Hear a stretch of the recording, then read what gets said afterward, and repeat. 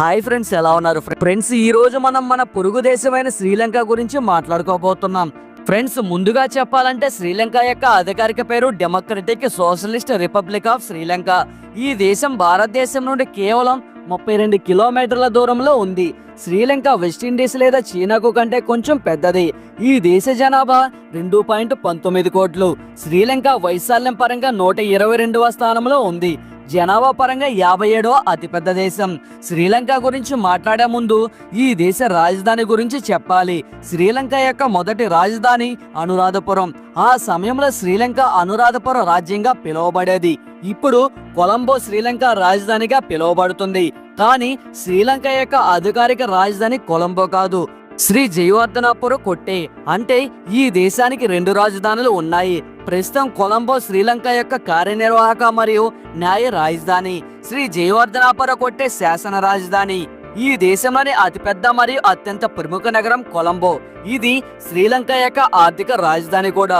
అంతేకాకుండా శ్రీలంకలో ఒకే ఒక అంతర్జాతీయ విమానాశ్రయం ఉంది, అది కొలంబోలో ఉంది. మీకు నీటిలో ఆడటం ఇష్టమైతే కొలంబో వాటర్ స్పోర్ట్స్ కార్యకలాపాలకు చాలా మంచి ప్రదేశం. ఇక్కడ bike racing, sparking, parasailing, banana ride, water స్కూటర్లను ఆనందించవచ్చు.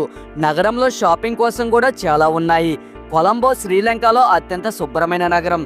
ఫ్రెండ్స్, శ్రీలంక 1505లో పోర్చుగీసులచే, 1658లో డచ్లచే, 1796లో బ్రిటిషులచే పాలించబడింది. చివరకు 1948లో స్వతంత్రం పొందింది. మీకు తెలిసినట్లే 1970 వరకు ఈ దేశం పేరు సిలోన్గా ఉండేది. ఆ తర్వాత దానిని లంకగా మార్చారు. 1978లో గౌరవప్రదమైన శ్రీ అనే పదాన్ని జోడించి శ్రీలంకగా పిలవడం ప్రారంభించారు. సిలోన్గా ఎందుకు పిలిచేవారనే దానికి గట్టిగా కారణం లేదు, కానీ బ్రిటిషులకు కొన్ని పేర్లు ఉచ్చారణలు ఇబ్బంది ఉండేది.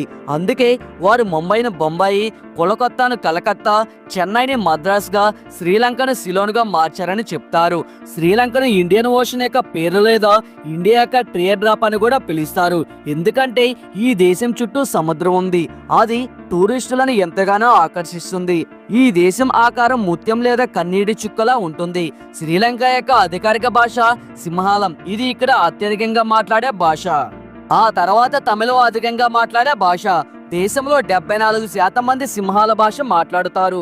18% మంది తమిళ భాష మాట్లాడుతారు. శ్రీలంక గురించి ఒక ఆసక్తికరమైన విషయం ఏమిటంటే శ్రీలంక ప్రజలను శ్రీలంకన్స్ లేదా లంకన్స్ అని పిలుస్తారు. వారిని ఎప్పుడూ వారి జాతి సమూహం పేరుతో పిలవరు.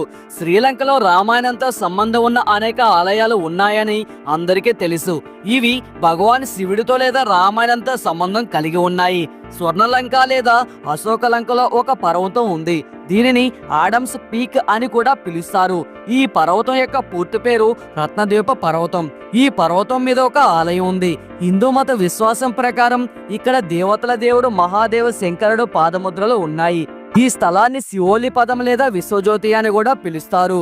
కొందరు ఈ స్థలాన్ని బుద్ధుడి పాదముద్రలతో కూడా సంబంధం కలిగి ఉందని నమ్ముతారు. అంతేకాకుండా రాగాల యొక్క అడవులలో ఒక భారీ పర్వతం మీద రావణుడి గుహ ఉందని చెప్తారు. ఇక్కడ అతను గొప్ప తపస్సు చేశాడు. ఆ గుహలో రావణుడి శవం ఇప్పటికీ సురక్షితంగా ఉంచబడిందని చెప్తారు. రాగాల ప్రాంతంలో ఈ రావణుడి గుహ 8000 అడుగుల ఎత్తులో ఉంది. ఇక్కడ 17 అడుగుల పొడవైన శవపేటికలో రావణుడి శవం ఉంచబడిందని చెప్తారు. ఫ్రెండ్స్, మీరు శ్రీలంకను సందర్శిస్తే ఇంకా చాలా ఆశ్చర్యకరమైన విషయాలు చూడవచ్చు. శ్రీలంక మరియు భారతదేశం మధ్య చాలా విషయాలలో సమానత్వం ఉంది, కానీ కొన్ని విషయాలలో రెండు ఒకదానికొకటి భిన్నంగా ఉంటాయి. ఉదాహరణకు, శ్రీలంక వాసులు అవును అని చెప్పడానికి భారతీయుల తలను పైకి కిందకి కదిలించడానికి బదులుగా కుడి ఎడమగా కదిలిస్తారు. ఇది కాదు అని చెప్తున్నట్లు అనిపిస్తుంది. అంతేకాకుండా అనేక దేశాలలో సెల్ ఫోన్లను వివిధ పేర్లతో పిలుస్తారు. శ్రీలంకలో సెల్ ఫోన్ ను సెల్ అని పిలుస్తారు. మీరు ఈ దేశంలో ఉంటే హలో అని చెప్పడానికి బదులుగా సెల్ అని చెప్పాలి, లేకపోతే ప్రజలు మీ మాటలను అర్థం చేసుకోలేరు. ఇంకా శ్రీలంకలో స్మార్ట్ మరియు హ్యాండ్సమ్ వ్యక్తిని మచాన్ అని పిలుస్తారు. శ్రీ మహాబోధి అనే పవిత్రమైన అత్తి చెట్టు శ్రీలంకలో అనురాధపురంలోని భావన గార్డెన్ లో ఉంది. ఇది ప్రపంచంలోని అతి పురాతన మానవ నాటిన చెట్టు. దీని వెనుక ఒక ఆసక్తికరమైన కథ ఉంది. సుమారు 2600 సంవత్సరాల క్రితం భారతదేశంలో గౌతమ్ బుద్ధుడు నిరంజన నది ఒడ్డున ఒక చెట్టు కింద కూర్చున్నాడు. ఆ సమయంలో బుద్ధుడికి జ్ఞానం లభించిందని చెప్తారు. ఆ చెట్టు ఒక భాగాన్ని కత్తిరించి శ్రీలంకకు తీసుకువచ్చారు. ఈ చెట్టును వర్షం లేదా తుఫానులు దెబ్బతీయకుండా శ్రీలంక ప్రజలు దాని చుట్టూ రక్షణ కవచం ఏర్పాటు చేశారు.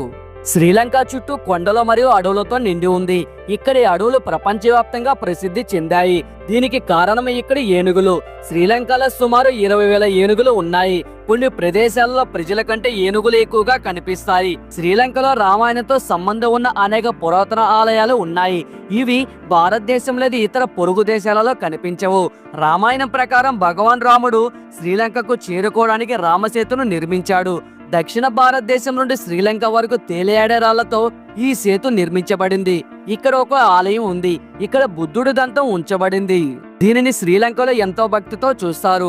సీతాదేవి హరణం తర్వాత ఆమెను ఇక్కడే ఉంచారని, అశోక వాటికలో 11 నెలలు ఉన్న సమయంలో ఆమె ఈ జలరూటిలో స్నానం చేసేదని చెబుతారు. శ్రీలంకలోని కూతులను గమనిస్తే వాటి తోకలు చాలా పొడవుగా మరియు నల్లగా ఉంటాయి. బహుశా హనుమాన్జీ తన జాతిని ఇక్కడే వదిలి వెళ్ళాడేమో.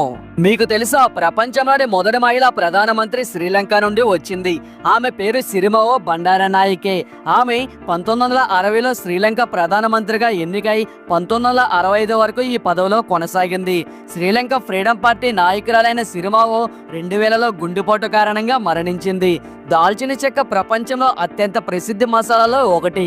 ఇది 2000 సంవత్సరాల క్రితం శ్రీలంకలో మొదట కొనుగోబడింది. ఈ రోజు కూడా దాల్చిన చెక్క శ్రీలంక నుండి ఎక్స్పోర్ట్ అవుతుంది. దాల్చిన చెక్కతో పాటు టీ శ్రీలంక యొక్క అతిపెద్ద వ్యాపారం. శ్రీలంకను టీ యొక్క రాజధానిగా కూడా పిలుస్తారు. 6000 అడుగుల ఎత్తులో ఇక్కడ టీ సాగు చేస్తారు. గతంలో శ్రీలంక కాఫీకి ప్రసిద్ధి చెందినప్పటికీ 1867లో టీ సాగు ప్రారంభమై ఈ రోజు దేశ ఆర్థిక వ్యవస్థలో అతిపెద్ద కారకంగా మారింది. శ్రీలంక టీ ఎక్స్పోర్ట్ లో ప్రపంచంలో 4వ స్థానంలో ఉంది.